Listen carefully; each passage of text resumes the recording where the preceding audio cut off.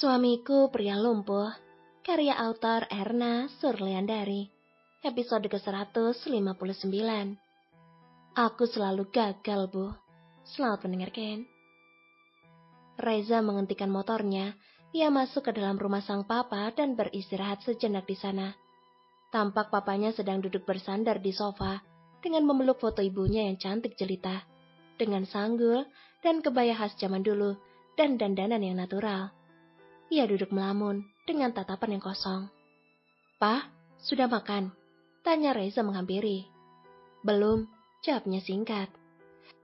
Reza lalu melepaskan jasnya dan melangkahkan kakinya menuju dapur.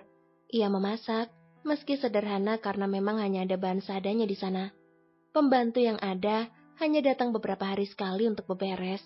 Itu pun jika Papa Reza tak ada di rumah. Usai memasak, Reza pun menghampiri sang papa untuk menyuapinya.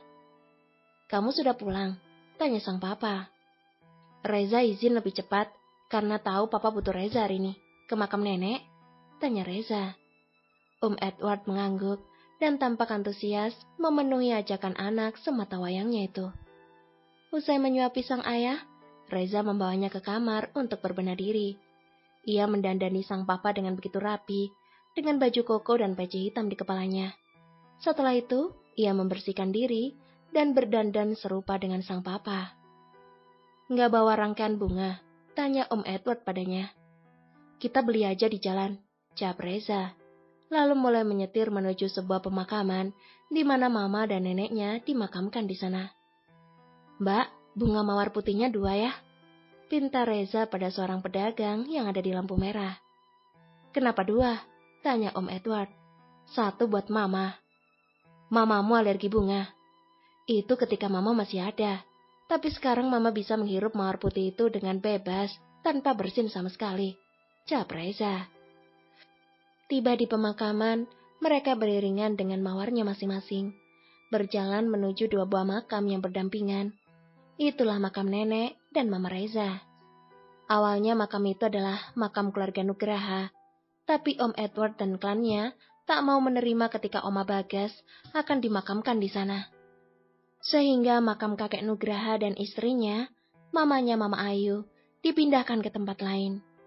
Maka dari itu, Reza sendiri tak membawa nama marga Nugraha di belakang namanya. Edward bersimpuh, tertunduk lesu sembari menangis di pusara sang ibu. Sedangkan Reza diam dengan doanya dalam hati. "Bu, aku gagal lagi. Berkali-kali selalu gagal dan terus tak dapat menepati janji. Aku tahu, ibu bahkan tak pernah memintaku merebut perusahaan. Tapi aku tahu, batin ibu juga ingin mendapatkan hak dan nama besar dalam perusahaan itu.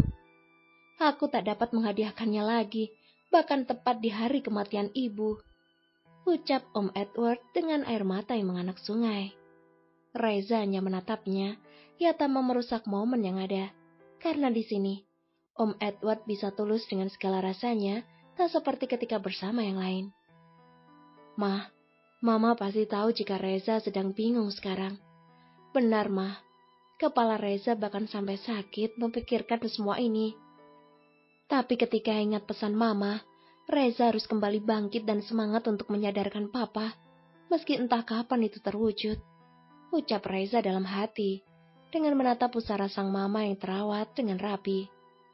"Tapi Mah, ini kali pertama Reza dan Papa menyesali sebuah kesalahan yang sama, yaitu ketika kami berdua tak mampu mewujudkan keinginan bidadari kami di akhir hayatnya," imbu Reza.